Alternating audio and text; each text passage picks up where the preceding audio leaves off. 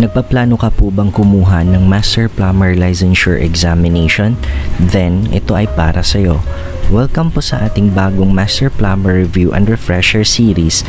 Pag-uusapan naman natin this time ay ang mga paraan na ginawa ko para ma-memorize or familiarize ang tables, paragraphs, and even list sa Revised National Plumbing Code of the Philippines or RNPCP. Bago mo po ito panoorin, make sure ay nabasa mo na ang RNPCP at least 3 times, cover to cover. Without further ado, let's start. Ngayon sa part 6, pag-uusapan naman natin ang section 603.2 at table 6-2 o ang backflow assemblies, prevention devices, and methods. Itong nasa screen ninyo, ito yung makikita at mababasa ninyo sa RNPCP. Itong nasa kaliwa, ito yung section 603.2. Dito naman sa kanan, ito yung table 6-2 or ang backflow assemblies, devices, and methods. Siguro bago mo panoorin itong video natin ngayon, mas okay na basahin mo muna ang RNPCP para maintindihan mo kung ano yung mga nakasulat doon. Ngayon ang gagawin natin ay pag-isahin natin itong dalawa at isimplify natin para mas madali natin siyang ma-memorize. So ganito ko ginawa yung table. Andito sa taas, ito yung DAM or yung DAM. Ito yung device assembly or method.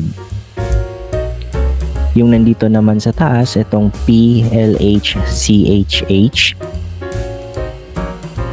Ito yung para sa degree of hazard. And then yung sa baba nila, andito yung back siphonage at saka back pressure. So pwede natin silang isulat as BSBP. So dito sa baba, BSBP. Andito din sa baba nung C ay BSBP. And then you have the functions and installations. So ito yon. Ang gagawin naman natin dyan sa function or installation ay keywords method. Next, yung dulo ay yung components. Ito yung mababasa natin sa section 603.2. Ito yon at isama natin siya sa table. After magawa itong table, ang susunod na gagawin ay isulat natin yung acronym ng mga to, yung sa device assembly or method. Ngayon, hindi na natin isasama yung air gap kasi natapos na natin to nung previous video natin. So, ang kasama lang sa table na gagawin natin, itong atmospheric vacuum breaker, the double check valve backflow preventer, pressure vacuum breaker, itong reduced pressure principal backflow preventer, at yung panghuli ay yung spill-proof pressure type vacuum breaker. Then, gawa natin siya ng acronym. And then, i-shuffle lang natin para may mabuo tayong word dito at para mas madali natin siyang maintindihan. So, pakitandaan lang yung SPARD. SVB, ito yung spill-proof pressure type vacuum breaker. Yung PVB naman, ito yung pressure vacuum breaker. Yung AVB naman, ito yung atmospheric vacuum breaker. Then yung RP, ito yung reduced pressure principal backflow preventer. At yung panghuli, yung DC, ito yung double check valve backflow preventer. Mapapansin ninyo na una yung may mga VB para mas madali natin siyang matandaan. At pakitandaan nga ulit yung SPARD. Tapos, ang kasunod natin gawin ay isulat naman natin ngayon kung saang part yung may mga X dito sa degree of hazard. So, kung ano lang naman yung nakalagay nila dito na X, yun lang din naman yung kinopya ko dito. Matatandaan nyo to kasi yung may mga VB, sila ay pare-parehas na X dito sa may BS or back siphonage ng P or C. Tapos, yung RP, 4. Ito siya. Tapos, yung DC naman ay 2. So, at dito kapag pinagdudugtong-dugtong natin yung may mga X dyan, parang may na-form tayo na figure. Para sa akin, parang ganito yung nai-imagine ko na figure. Pagkatapos niyan ay dito naman tayo sa functions or installations.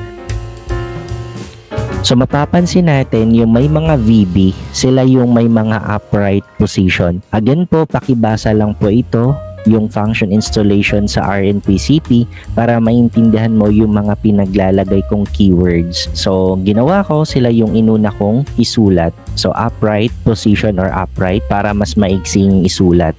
Tapos yung RP at saka DC, sila yung may horizontal na word dyan. Ito yun para sa RP and then ito naman yung para sa DC. So meron silang word na horizontal. So yun yung kasunod na isulat ko. Then after that, kung mapapansin natin, meron dyang mga naka-number or meron dyang nakasulat na number. So meron dyang 150 mm, 30.5 cm or 305 mm, and then meron din dyang 152 mm. Pero itong 152 at saka 150 pinag-isa ko na lang. At ang ginawa ko dito ay kinonvert ko itong mm to inches para mas madali siyang intindihin.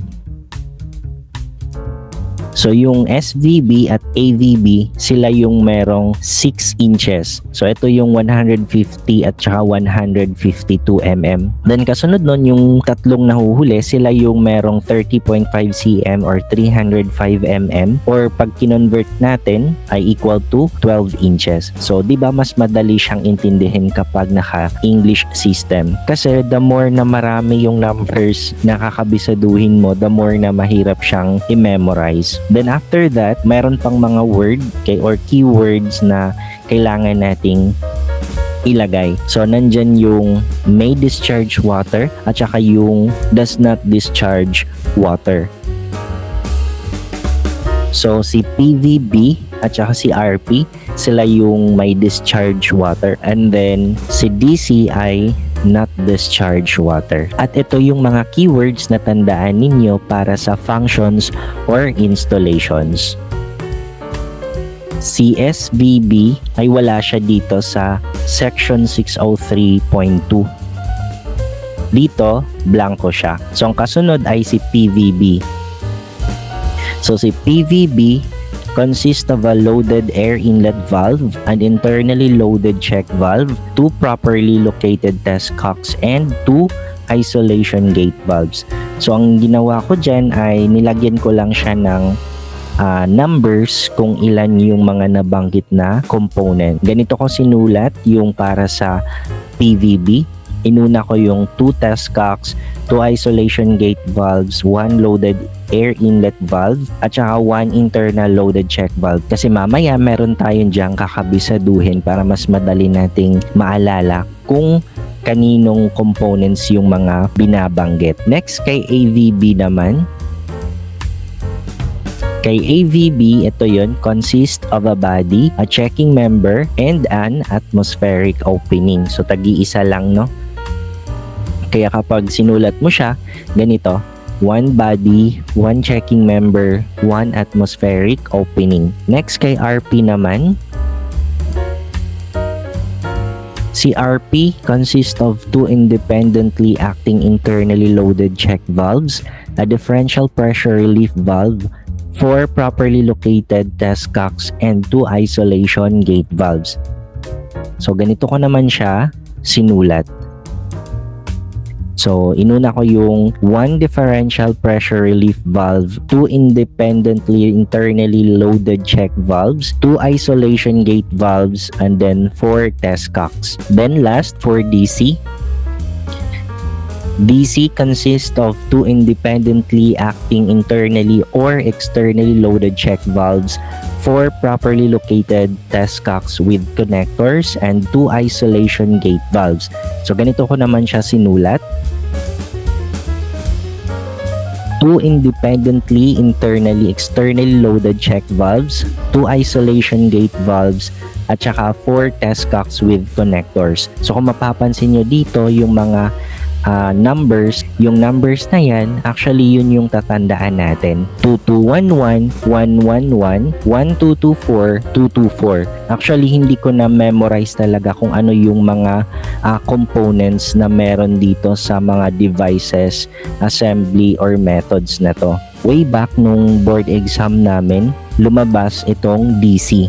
And sa problem, binanggit kasi itong 2 independently internally externally loaded check valves, 2 isolation gate valves, at saka 4 test cocks with connectors. So pagkabasa ko pa lang sa problem, tapos nabanggit yung numbers, so tuwang-tuwa na ako nun. Kasi nung during review ko, ang alam ko, ang merong 224 ICDC. So of course, yun yung sinagot ko. And again, pakitandaan na lang itong numbers na to. So ganun lang, pwede nyong hanapan ng ibang paraan para maalala nyo yung ibang nakasulat dito. And that's all for this part. If you find this video interesting and informative, please don't forget to like, share, and subscribe, and hit that notification bell for more tutorial videos like this. Thank you and good luck, future master plumbers.